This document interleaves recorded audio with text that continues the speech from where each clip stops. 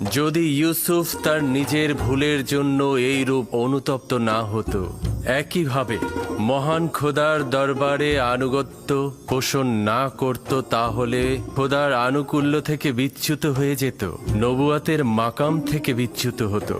সিদ্ধান্ত ছিল ইউসুফ 1 বছর জেলখানায় থাকবে, কিন্তু এখন এটা 7 বছর বৃদ্ধি করা হয়েছে, যেন ইউসুফ তার পাপের প্রায়শ্চিত্ত করে এবং কারাবন্দীদের হেদায়েত দান করে, কারণ ভবিষ্যতে ইউসুফের অসংখ্য বন্ধু দরকার হয়ে পড়বে। আমি কারাগার আলিঙ্গন করছি, এমনকি যদি সমস্ত জিন্দেগি হয়। শুধু আমার মাবুদ যেন আমার থেকে দৃষ্টি ফিরিয়ে না নেন, শুধু এটাই কামনা করছি। আমি শুকরিয়া জ্ঞাপন করছি।